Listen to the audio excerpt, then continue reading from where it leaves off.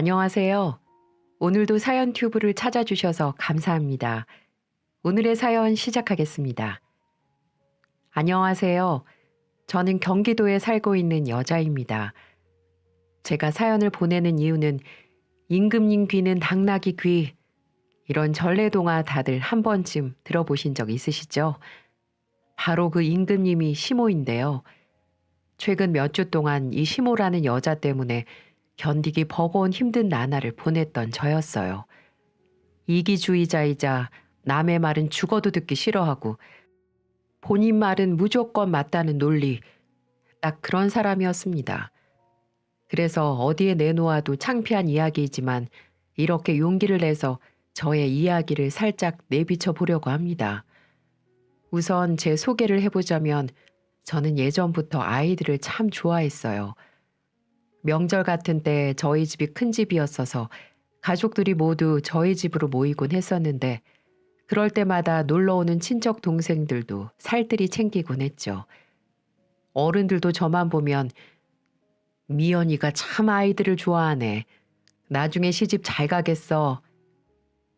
하시며 인정을 모두 다 할 정도였으니까요. 대학을 졸업하고 난 이후에도 이쪽으로 일을 해보면 어떨까 하는 친구들의 말에 유치원 선생님이라는 일을 접하게 되었는데요. 혼자 벌어 혼자 살기도 힘든 요즘 같은 시기에도 아이들이 네 선생님 하며 대답하는 모습을 보면 절로 힘이 나곤 했습니다. 부모님들도 그렇고 주변 사람들도 제 일에 회의감이 들지 않도록 항상 잘하고 있다고 응원을 해주고 존경해 주었어요. 그래서 단 한 번도 이런 일을 시작한 거에 대해서 후회를 해본 적이 없답니다. 물론 저라고 힘든 게 왜 없었겠어요. 스트레스를 받을 때는 술도 한잔하고 친구들이랑 시원하게 노래방도 가고 하면서 기분을 풀고 들어오곤 했죠. 친구들과 이야기를 하고 시원하게 스트레스를 풀다 보면 고된 하루가 다 녹아내리는 기분이 들기도 했어요. 그만큼 제가 많이 의지하는 친구들이기도 했죠. 저희가 함께 다니는 무리 중에서는 영업일을 하고 있는 친구가 한 명 있었는데요. 그 친구가 어느 날 저에게 뜬금없는 이야기를 꺼내는 겁니다. 얘 미연아, 너 남자친구 사귄 지 얼마나 됐지? 내가 대학교 때 그 선배랑 CC하고 난 후로 스트레스 엄청 받았잖아. 그 이후로는 남자라고는 절대 못 믿는다. 에이, 그래도 이제 나이도 있고 우리가 언제까지 혼자 벌어 혼자 사니. 너도 좋은 사람 좀 만나보고 이제 그래라. 아유, 됐어. 남자는 무슨. 나 혼자 벌어먹기도 힘들어. 내가 좋은 선배 하나 있는데 소개시켜 줄까? 우리 매장에서 인물 좋기로 아주 소문이 났어. 돈도 잘 벌고 말이야. 영업적으로는 아주 도가 텄다니까. 마침 여자친구도 없다던데? 에이, 그런 사람이 왜 날 만나니? 됐어, 얘.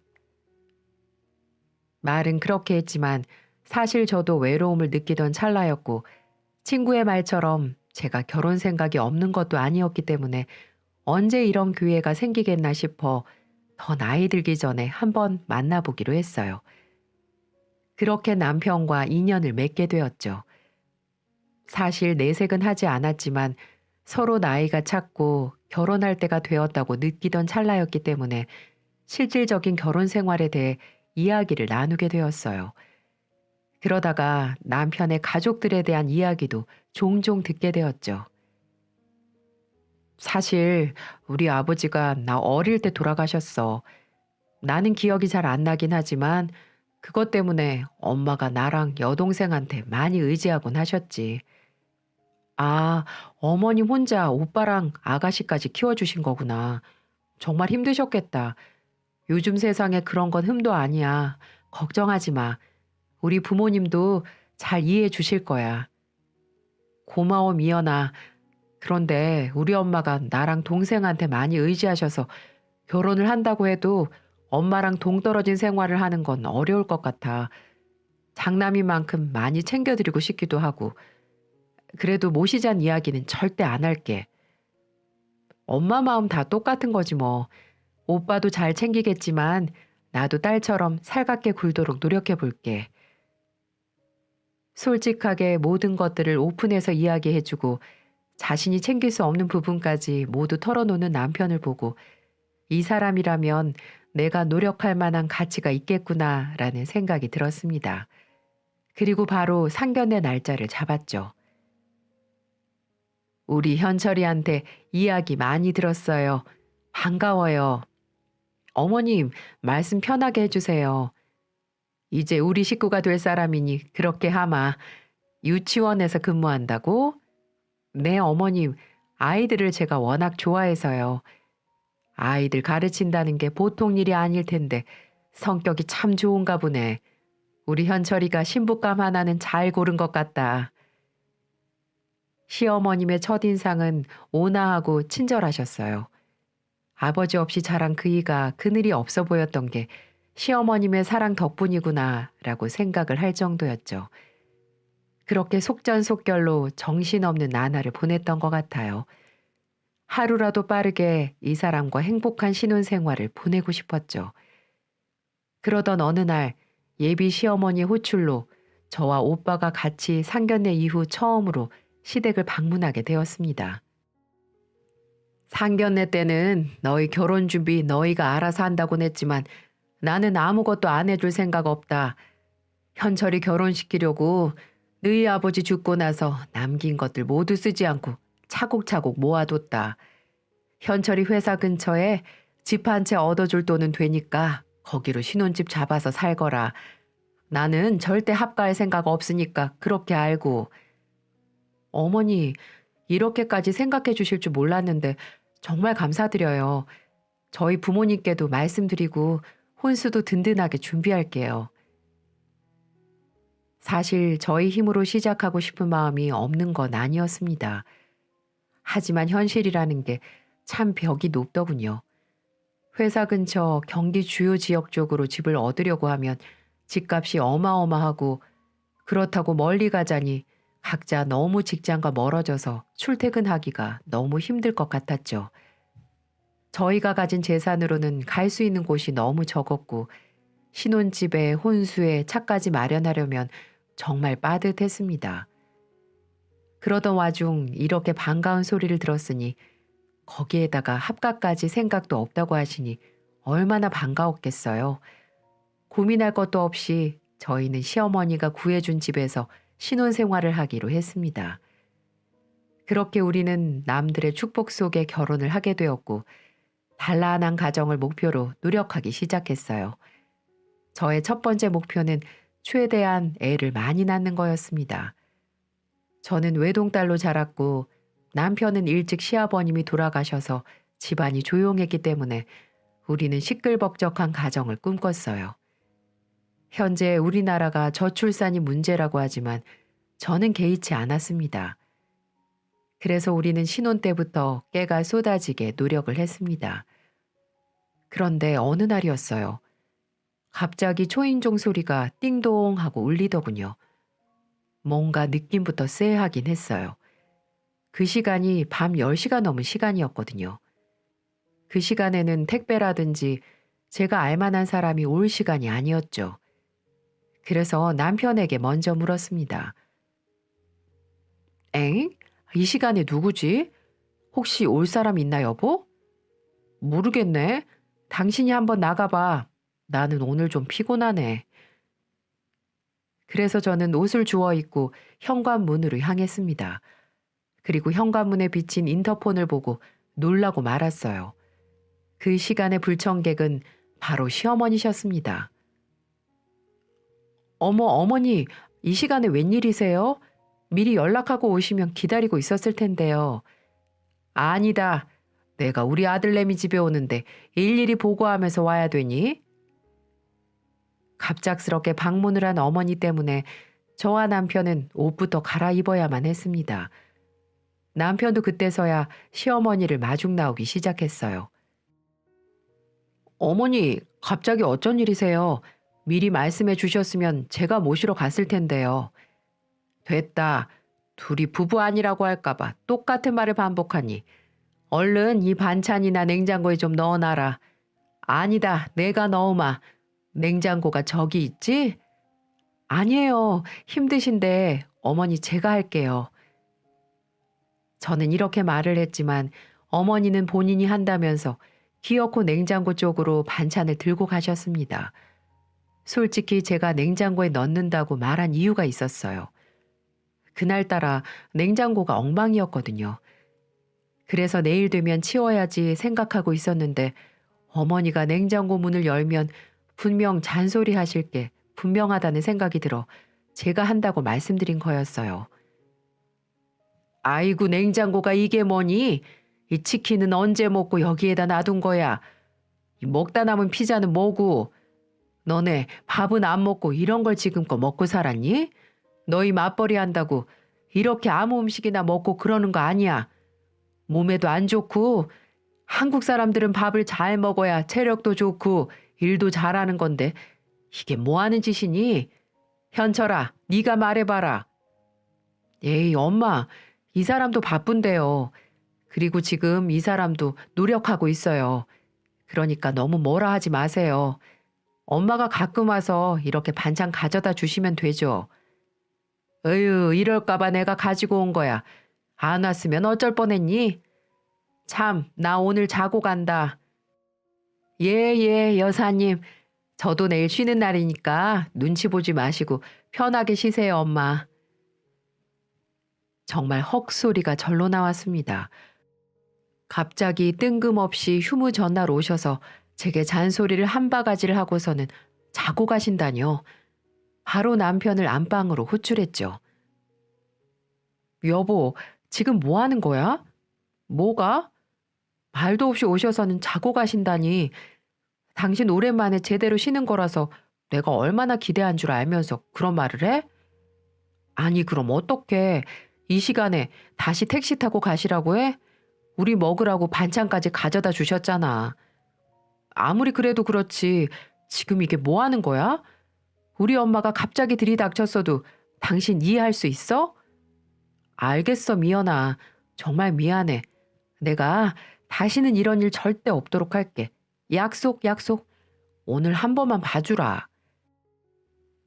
손이 발이 되도록 싹싹 비는 남편 모습을 보며 그래, 밖에 있는 시어머니를 나가라고 내쫓을 수는 없는 노릇이니 오늘 밤만 지켜보자 하면서 그날 밤을 자는 둥 마는 둥 보냈습니다.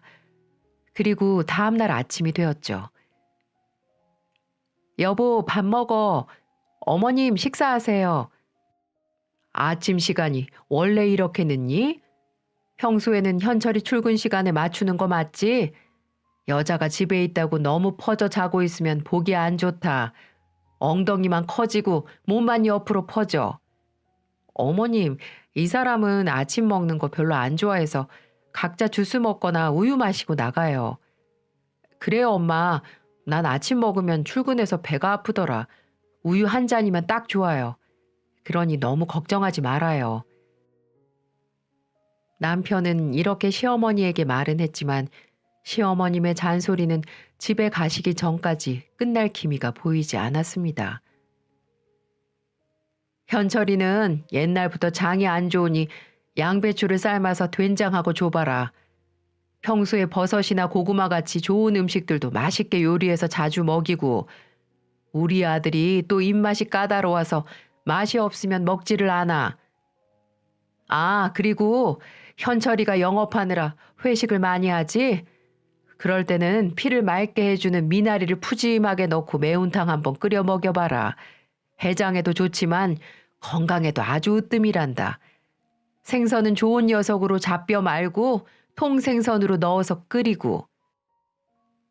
분명히 결혼 전에는 참 좋고 인자하신 분이었는데 결혼을 하고 나서 아들에 대한 집착이 도를 넘을 때가 있었고 그 아들을 제대로 보필하지 못한다는 생각이 들었는지 저에게 하는 행동 하나하나에 불만이 가득해 보였습니다.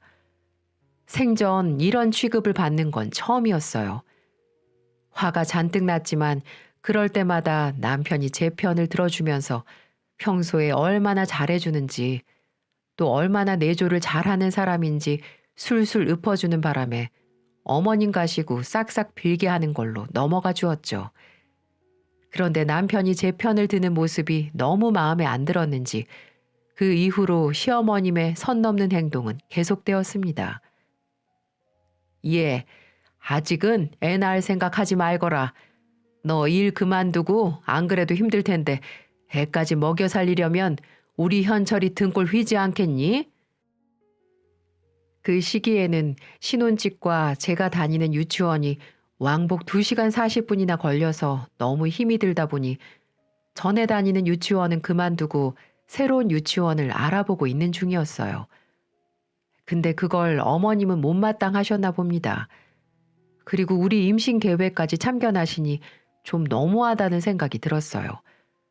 저도 누군가에게는 소중한 자식인데 남편만 저렇게 일방적으로 힘들다고 하며 서운하게 말하니 저도 섭섭한 건 마찬가지였습니다. 어머님, 그건 제 남편이랑 저랑 알아서 할 일인 것 같아요. 임신 계획은 따로 이야기 안 하셨으면 좋겠어요. 참, 말꼬투리하고는 그럼 빨리 직장을 구하든가. 처음에는 어머니가 제게 말씀을 하시면 토를 달지 않았습니다. 하지만 시간이 점점 지나니 어머님에게는 남편만 보이고 저는 보이지 않아 보였어요. 그래서 스트레스를 주실 때마다 그래, 낯짝 두껍게 할 말은 다 하고 살자 하는 마인드로 그때그때 받아치려고 노력했고 그 효과가 나타나게 된 건지 그 이후로는 딱히 큰 사건이 있진 않았습니다. 그러다 보니 한때는 정말 평온한 상태를 유지했죠. 하지만 어느 순간 또 한 번의 불청객이 제게 찾아오면서 제 마음을 들쑤시기 시작했어요. 제가 아까 말했던 것처럼 남편에게는 여동생이 한 명 있었거든요. 상견례 때 잠깐 보고 제대로 만난 적도 이야기를 나눈 적도 없었던 사이였죠. 저희 아가씨, 그러니까 저희 신우는 시어머니와 함께 살고 있었지만 거의 매일을 놀러 다니느라고 얼굴을 자주 볼 일이 없었어요. 가끔 만날 때마다 눈치코치 없이 사람 속을 긁어댄 것 빼고는요. 신우가 하필 초등학교 선생님이었거든요. 여러분 믿기 힘드시죠? 천방지축에 놀기 좋아하고 화장은 얼마나 떡칠을 하는지 전 처음에는 초등학교 선생님이라고 믿기지 않았어요. 남편 말로는 학교 다닐 때는 공부만 하고 착실했는데 교대 합격하고 선생님이 되고부터는 그동안에 놀지 못했던 걸 한풀이 하듯 놀기 시작했다고 하더군요. 자기 청춘을 이렇게 아깝게 버릴 수 없다면서 말이죠. 상견례 때만 해도 정말 경악을 금치 못했습니다. 글쎄 상견례 자리에 미니스커트를 입고 약속 시간보다 늦게 불쑥 등장을 한 겁니다. 아니 어느 누가 오빠의 상견례 자리에 그렇게 나타납니까? 그리고 상견례 주인공은 남편과 저인데 자신이 주인공인 마냥 어찌나 자기 자랑을 해대던지 정말 초등학교 아이들을 가르치는 사람이 맞나 싶은 생각이 들더군요. 그때는 그냥 철딱선이 없는 동생 하나 있구나 라고 생각을 했죠.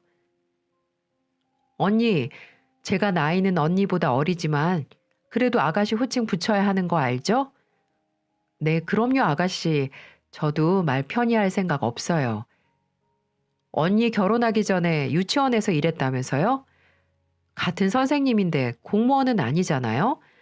정말 힘들었겠다. 그래도 확 그만둘 수 있는 게 어디예요? 나는 꿈도 못 꾸는데. 아가씨, 그게 무슨 말이에요? 전 아이들이 너무 좋아서 이 일을 시작했던 거예요. 물론 좋은 자리가 있으면 다시 나갈 생각이고요. 아니, 대단하다고 하는 거죠. 난 너무 힘들던데. 신우이는 이렇게 우리 친정 부모님들이 있든 말든 신경 쓰지 않고 자기만 생각하고 자기 말만 하는 그런 여자였어요. 그리고 선생님이라는 자부심이 얼마나 크던지 어떨 때는 저 신우이에게 교육받는 어린 학생들이 불쌍하다는 생각까지 드는 날도 많았습니다. 그래도 저는 주위 눈치도 있고 적당히 맞춰주려고 했습니다. 하지만 이 신우이는 개념이라는 걸 학교에다 놓고 온 것 같아 보였어요. 그래서 어느 순간부터는 계속 오냐 오냐 받아주지 않고 기분 나쁘지 않은 선에서 한마디씩을 하고는 했죠. 그렇게 한동안 그런 관계를 유지했습니다. 그런데 어느 날 일이 터지고 말았어요. 어느 날 시어머니가 호출을 해서 찾아가게 되었는데 글쎄 시누이가 갑자기 결혼을 한다는 거예요. 남자친구가 있다거나 만나는 사람이 있다는 소리는 전에는 전혀 듣지 못한 상태였거든요. 그저 뜨내기로 잠깐 만났다 헤어졌다 반복하는 남자들만 있는 줄 알았지 진중하게 만나거나 결혼까지 생각하는 남자는 없었습니다. 너희한테 말할 게 있다. 사실 현이가 결혼을 하게 됐어. 뭐라고? 엄마, 갑자기 결혼이라니? 남자친구도 없는 애가 무슨 결혼? 선이라도 봤어? 아유, 나도 몰라. 무슨 나이트에서 만난 남자라는데 애가 임신을 했다는데 어떻게 하니 그럼? 뭐? 임신? 이 기집애가 그렇게 노는 거 좋아하더니 결국 일을 쳤네. 남자는 뭐 하는 사람인데? 대단한 사람도 아니고 그냥 대기업 다니는 회사원이라더라. 어떡하니? 그렇게라도 정신 차리고 철들고 살길 바래야지. 원래 좀 제멋대로인 성격이라는 건 알고 있었지만 갑자기 임신이라뇨.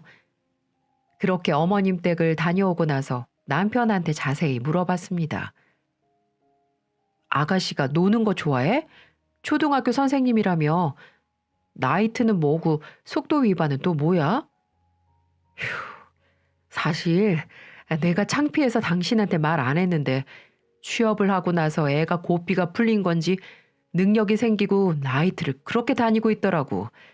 거기에서 남자들 만나 자기 직업 과시하면서 즐기고 그랬다고 하더라고. 뭐? 그럼 처음 본 남자랑 물란하게 놀다가 임신을 했다 그 말이야? 정말 내가 다 부끄럽다. 그래도 어쩌겠어. 상견례부터 급하게 한다는데 같이 다녀오자 여보. 저는 남편의 얘기를 듣고 충격을 받고 말았습니다. 어떻게 그날 처음 본 사람과 만나 임신을 할 수가 있나요? 제 상식에는 전혀 이해가 안 되는 상황이었습니다. 하지만 어쩌겠어요. 저희는 부랴부랴 상견례에 따라가게 되었습니다. 상대방 가족들은 인상도 좋아 보이고 인자한 성격이셨어요. 신우와 결혼하게 될 시매부 역시 사람이 참 선해 보여서 그나마 다행이라는 생각이 들었죠. 그날은 그쪽 집안에서도 신우이를 마음에 들어하는 눈치였어요. 먼저 직업이 안정적이고 그날 모습도 얼마나 단아하게 입고 나왔던지 원래 얼굴은 나쁘지 않았던지라 옷을 참하게 입으니 저도 깜빡 속아 넘어갈 뻔했다니까요. 그 자리에서는 주접을 떨지도 않았고 교양 있는 척 말을 할 때마다 입을 가리면서 하는데 참 하는 짓이 여우가 따로 없었어요. 그 덕분에 시누이는 무사히 결혼 준비를 진행할 수가 있었습니다. 하지만 그 결혼 준비도 오래가지 못했어요. 예비 시매부는 상견례 이후 저희 남편과 부쩍 가까워졌어요. 성격이 둘이 비슷해서 그런지 자주 만나 술잔을 기울였습니다. 앞으로 가족이 되는 거니 문제될 게 없었고 회사도 가까운 거리에 있어 한동안 친하게 지냈습니다. 그래서인지 신우가 사고를 치거나 속을 썩일 때마다 저희 남편에게 전화가 오곤 했었거든요. 항상 이야기를 들어보면 신우의 문란한 생활 때문에 남편한테 전화가 와서 하소연을 하곤 했습니다. 처음에는 임신도 했으니까 집에 얌전히 붙어 있겠지라고 생각했었는데요. 전혀 그렇지 않았더라고요. 형님, 현이가 또 연락이 안 됩니다. 주변 친구들 전화 돌려보니 어디서 놀고 있거나 잠수 타는 게 취미라던데 제가 언제까지 참아줘야 합니까? 저 너무 힘듭니다. 내가 정말 할 말이 없네. 이 기집애 홀몸도 아닌데 어딜 간 거지? 내가 찾아서 따끔하게 혼낼게. 너무 걱정하지 말고 기다려 보자고. 그러면 남편은 곧바로 신우에게 전화를 합니다. 너 지금 어디야? 지금 매부가 얼마나 널 찾고 있는 줄 알아? 너는 임신을 해놓고 어디를 그렇게 싸돌아다녀? 아, 몰라. 오빠가 무슨 상관이야. 그 인간이 오빠한테도 전화했어? 아, 짜증나 정말. 야, 너는 언제 철들래? 언제까지 그렇게 살 거야? 너 이제 홀몸 아니야. 한 아이를 양육해야 하는 사람이라고. 잔소리 할 거면 끊어. 내가 알아서 한다고. 남편이 아무리 혼을 내보고 달래도 보고 했지만 달라지는 건 없었어요. 그러다가 저와도 사건이 생겼습니다. 시누이가 또 연락이 안 된다고 심외부가 연락이 왔길래 저는 시누이가 어디에 있다고 말해버렸어요. 시누이는 그때 피부 마사지를 받고 있었거든요. 심외부가 참 불쌍해 보이더라고요. 아니, 한 달만 있으면 결혼할 여자가 지 남편 될 사람을 저렇게 힘들게 하니 보기 너무 짠하더라고요. 그래서 어디에 있다고 말을 해버린 거였죠. 근데 그걸 알고는 불이 나게 저한테 전화가 온 겁니다.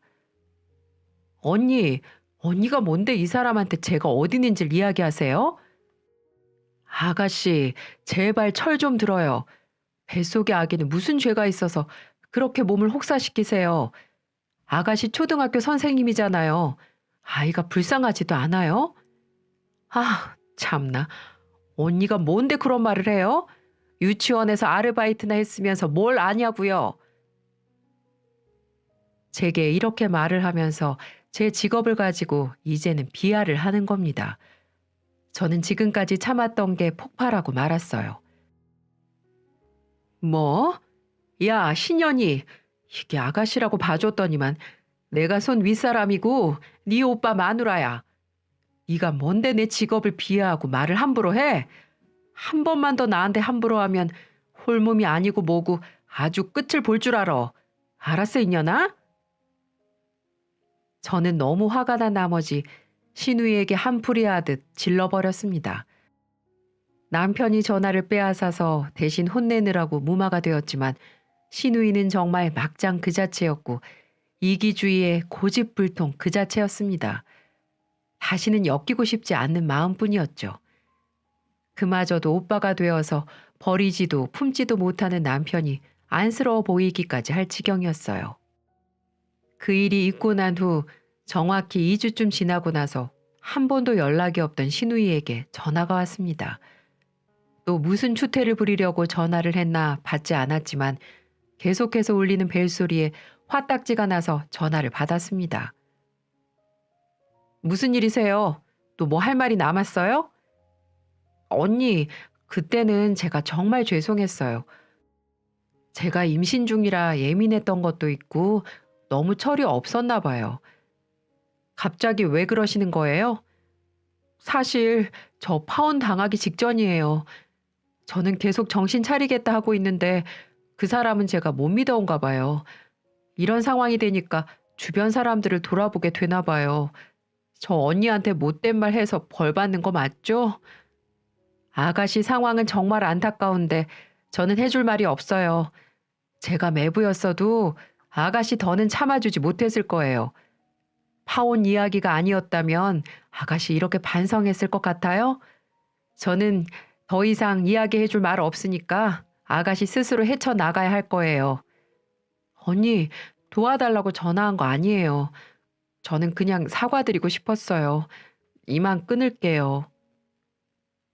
갑자기 왜 사람이 이렇게 180도가 변해서 나타나서 사과하는 건지 의아하기도 했지만 이제라도 철 들여나 보다 이런 모습을 보면 매부도 마음이 바뀌겠지 하며 신경을 쓰지 않고 있었습니다. 그런데 어느 날 갑자기 집에 시어머니가 찾아왔어요. 혼자 있는 시간이어서 당황스럽긴 했지만 오랜만에 찾아오신 터라 얼른 문을 열어드렸죠. 어머님, 전화도 없이 갑자기 어쩐 일이세요? 아가, 부탁할 게 있어서 왔다. 우리 잠시 앉자. 이쪽으로 앉으세요. 어머님 안색이 너무 안 좋으세요. 혹시 무슨 일 있으세요? 아니다. 일단 커피 한 잔 다오. 따뜻한 커피를 내려드린 뒤 대화를 이어갔는데 시어머니는 정말 내게 상상도 못할 이야기를 하기 시작했어요. 정말 헉소리가 절로 나왔습니다. 갑자기 저한테 아이를 키우라는 겁니다. 아가, 들었다시피 알고 있겠지만 현이가 이번에 파혼을 당하게 생겼어. 네, 안 그래도 아가씨한테 전해 들었어요. 혹시 그것 때문에 오신 거예요? 아니다. 사실은 현이가 초등학교 교사잖니. 파혼을 하게 되면 혼자 벌어 아이를 먹여 살려야 하는데 혼자 육아도 하고 직장도 다니는 건 현실적으로 너무 무리인 것 같아. 그쵸. 어머님이 도와주시기에도 한계가 있을 텐데 차라리 베이비시터 이모를 들이시면 어떨까요? 요즘 잘 봐주신대요. CCTV도 설치할 수 있고요. 그게 무슨 소리니?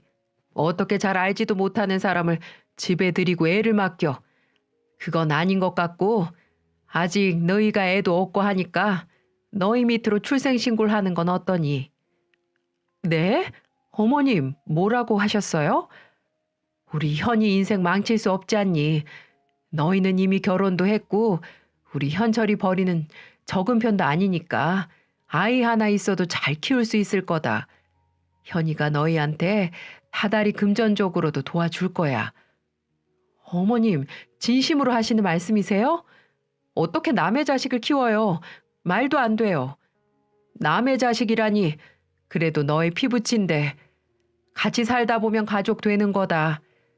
뱃속에 나온 자식만 자식이 아니야. 매일 보고 먹이고 살다 보면 오히려 자식보다 더 정이 갈 때가 올 거다. 현철이 피부치니까 네 서방도 닮았을 거고 그러면은 더 자식 같을 게야. 어머님, 저한테는 남편 등골 휜다고 아이 늦게 낳으라고 하지 않으셨어요? 그런데 지금 아가씨 아기 키우라고 말씀하시는 거예요? 저 못 들은 걸로 할게요. 아가, 안 그래도 고민이 많이 될 건 안다.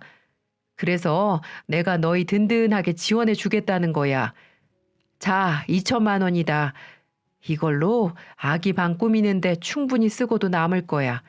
내가 이렇게 꾸준히 지원해 줄 테니까 눈 한번 딱 감고 우리 현이 인생 좀 구원해 주렴. 어머님, 돈이 문제가 아니에요. 아무리 그래도 이건 아니죠. 자기 자식 키우는 것도 힘든 시기에 제가 어떻게 아가씨 자식을 키워요? 아가씨가 설마 그것 때문에 저한테 사과하려고 전화했던 거예요? 네, 그랬습니다. 시누이는 시모와 둘이 이대로 어떻게 사나 머리를 맞대고 궁리를 하다가 제 밑으로 출생신고를 시키고 키우게끔 하려고 했던 겁니다. 어차피 아이도 없으니 돈 주면서 구슬리면 될 거라고 생각했던 거죠. 기가 차고 머리가 어질어질한 게 누군가에게 맞은 듯 띵했습니다. 2천만 원을 주면서 저를 회유하면 제가 넘어가서 덜컥 애라도 키워줄 거라고 생각했나 봐요. 처음에는 좋게 거절을 했습니다. 그런데도 시어머니는 하루가 지나서 또 찾아오고 주말이 돼서 찾아오고 시도 때도 없이 전화를 해서는 제 속을 뒤집어 놓기 시작하더군요. 그게 한동안 계속 이어졌습니다. 저는 확실하게 거절을 하면 어머님도 마음 접으시겠지 하며 사건이 벌어진 그날은 마지막으로 정말 단호하게 절대 못한다고 말씀을 드렸더니 글쎄 저한테 입에 담지도 못할 욕을 하면서 사람이 돌변하기 시작했어요. 글쎄 제 앞에 있던 물잔을 가져다가 제 얼굴에 부어버리는 거 있죠? 내가 너한테 부탁을 수십 번 했어. 그래도 내 부탁을 안 들어줘? 내가 무릎이라도 꿇어야 네가 들어주겠니? 어머님, 지금 뭐 하는 짓이에요? 이것도 폭력인 거 모르세요? 뭐? 폭력? 그래, 어디 한번 신고해봐. 가족이 왜 가족이야? 서로 돕고 사는 게 가족 아니니? 근데 이렇게 네 시누이한테 매몰차게 나와? 들어줄 수 있는 부탁을 하셔야 제가 들어드리죠. 더 이상 저는 말씀드릴 게 없으니까 어서 돌아가세요. 그리고 한 번만 더 이런 짓 하면 절대 저도 못 참으니까 명심하세요. 요즘 세상이 어떤 세상인데 며느리한테 물을 부어버려요? 저는 이렇게 최대한 인내를 하며 돌아가시기를 요청드렸습니다. 그랬더니 가지고 온 가방으로 제 머리를 때리기 시작하는 겁니다. 뺨을 때린 건 아니었지만 물건으로 머리와 몸을 맞으니 너무 아팠어요. 그리고 너무 짜증이 났습니다. 진짜 왜 이러세요? 그만하시라고요.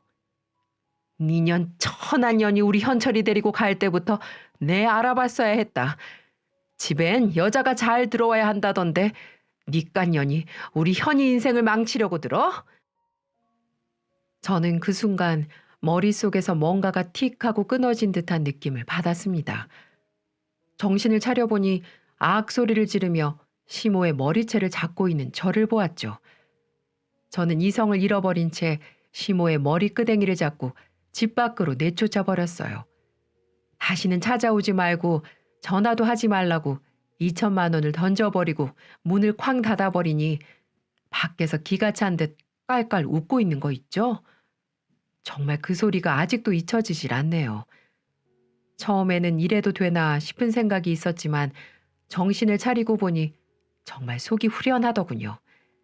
이런 걸 참았다면 평생 후회로 남지 않았을까 싶어요. 집에서 옷을 갈아입고 여기저기 치우고 아직도 분이 안 풀려서 씩씩거리고 있는 와중 남편이 퇴근을 하고 돌아왔습니다. 아직 시모한테는 전화가 안 온 건지 현이 이야기를 들었냐며 이야기를 꺼내더라고요. 안 그래도 낮에 어머니 왔다 가셨다. 나보고 덜컥 아이를 키우라고 2천만 원을 주시더라. 기가 차서 웃음도 안 나왔다. 다시는 연락하지 말라고 말씀드렸으니 당신도 절대 그 제안 받아줄 생각하지 말아라. 이렇게 단단히 못을 박았죠. 그런데 남편은 남의 편이라더니 이 인간이 글쎄 현이 너무 불쌍하지 않냐. 어차피 우리도 아이를 낳을 계획이 없던 것도 아니었고 출산의 고통 없이 아이를 가졌다고 생각하고 눈 한번 딱 감고 도와주는 건 어떻겠냐는 거예요. 당신도 알다시피 우리 엄마가 아빠 돌아가시고 나서 우리 남매에게 좀 애정이 깊어? 딸까지 이렇게 인생 망치는 걸 보면 우리 엄마 어떻게 살겠어. 아니 그건 아가씨가 책임질 일이지. 임신은 덜컥 아가씨가 해놓고 왜 애는 나보고 키우래? 난 절대 그럴 생각 없어. 당신 가족이었어도 그렇게 했을 거야? 당신 정말 너무한 거 아니야? 뭐? 지금 너무한 게 누군데 그래? 나 정말 헌신적으로 살았어. 어머님 불쑥불쑥 찾아오시고 아가씨 매일 사고치고 다니고 이런 일 반복되면서도 당신 하나는 그래도 내 편이라고 생각하고 살았다고. 그런데 어쩜 이럴 수가 있어? 나도 우리 집 장남이고 소중한 현이 오빠야. 이렇게 인생이 뒤바뀔 수 있는 상황에서 내가 가만히 있게 생겼어? 그럼 당신이 가서 장남 노릇하면서 살아. 나랑 결혼을 왜 했어? 이후 논쟁이 오가며 서로 언성만 커져갔습니다. 저는 너무 화가 난 나머지 너도 머리채 잡혀 내쫓기고 싶으냐? 너네 엄마한테 아직 이야기 못 들었냐? 소리를 고래고래 질렀더니 남편은 갑자기 엄마 머리채를 잡았냐며 노발대발을 하더니 눈이 돌아서는 제 뺨을 올려치는 겁니다. 야, 감히 우리 엄마 머리채를 잡았다고? 미친 거 아니야? 너 그렇게 안 봤더니 이 애인은 눈꽃만큼도 없고 싸가지 없는 애였구나. 어른이 왜 어른이야? 우리가 존경하고 공경해야 되는 사람이 어른 아니야? 한 번만 더 우리 엄마한테 그런 짓거리 하면 오늘은 뺨 한 대지만 나중에는 더 심한 행동할 테니까 그렇게 알아. 정말 눈물이 핑 돌았어요. 도대체 제가 뭘 잘못했나요? 저는 참지 못하고 바로 112에 전화를 해서 신고를 했습니다. 이게 꿈인지 생시인지 얼굴은 너무 얼얼하고 눈에는 눈물이 핑 돌고 어지럽고 너무 무섭고 당황스럽더라고요. 내가 뭘 잘못했길래 다들 나만 가지고 이러는지 바로 경찰서에 가서 조사를 받고 저희 부모님도 한 걸음에 달려오셨습니다. 오셔서는 신서방 내가 이러라고 우리 미연이 시집 보낸 줄 아냐며 다시는 우리 미연이 만날 생각도 하지 말라고 하시면서 저를 데리고 가셨습니다. 애지중지 키웠던 딸이 사위에게 맞았으니 부모 마음은 어떻겠어요? 마음 같아서는 내가 그 집에서 왜 나와야 하나 생각이 들지만 시모가 사준 집에 다시 제 발로 들어가고 싶지 않았습니다. 법률사무소에서 상담도 받고 지금 이혼 소송을 하고 있는 중입니다.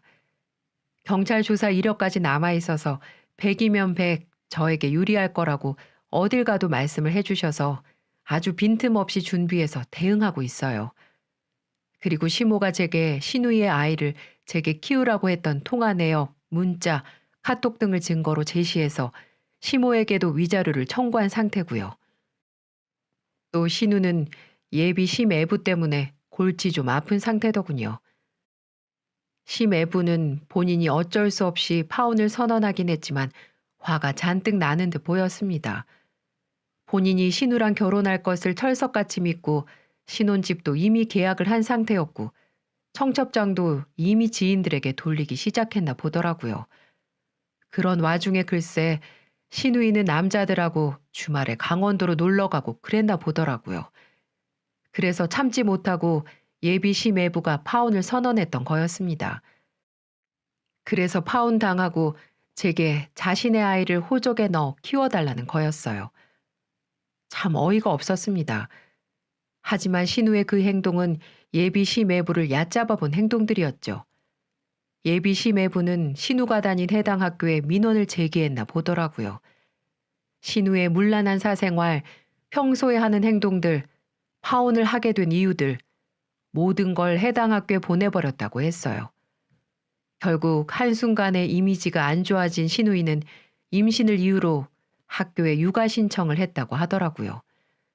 학교가 사립학교라 아직 어떻게 처리될지는 알지 못한 상태라고 하더군요.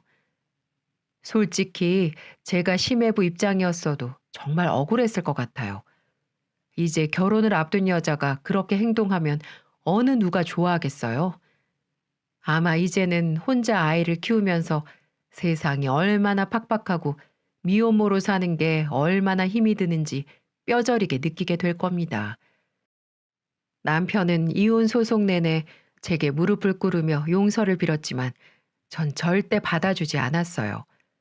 한 번 손찌검하는 사람들은 분명 또 할 것이 분명하거든요. 그리고 가족들끼리 서로 도와가며 위해주는 건 좋지만 나의 희생을 강요하며 지 동생을 살리고 싶다는 말을 듣고 질려버렸기 때문이었죠. 제가 무슨 물건인가요? 지 맘대로 갖다가 이용하게요. 그리고 그 인간은 제 친구를 통해서 소문을 쫙 내놓은 덕분에 해당 영업점에서 눈치를 살살 보면서 다니는 중이라고 합니다. 와이프를 때려서 이혼당할 처지라고 다들 수군댄다고 하더군요. 생각만 해도 속이 뻥 뚫리는 기분입니다. 결국 그 누구도 이익을 본 사람은 없게 됐네요. 저도 이혼녀라는 꼬리표를 달게 되었고 남편도 마찬가지고요. 신우는 미혼모라는 타이틀을 갖게 되었고 예비 심애부도 파혼을 한 힘든 사람이 되겠죠. 무엇보다 가장 힘든 건 시모일 겁니다.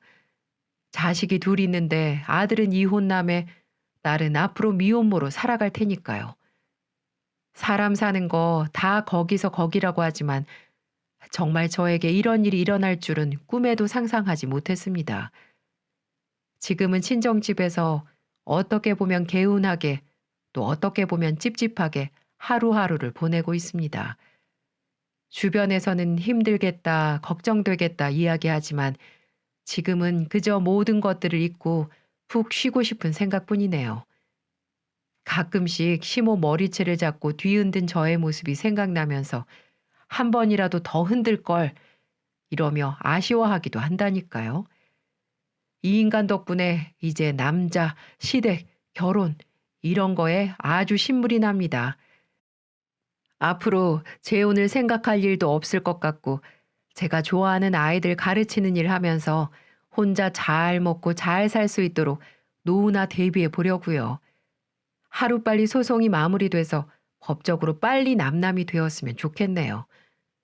여러분들은 힘든 시기 없이 좋은 일들만 가득하시길 바라고 집안에서도 평화가 깃들기를 간절히 바라겠습니다. 지금까지 제 긴 이야기 들어주셔서 감사합니다.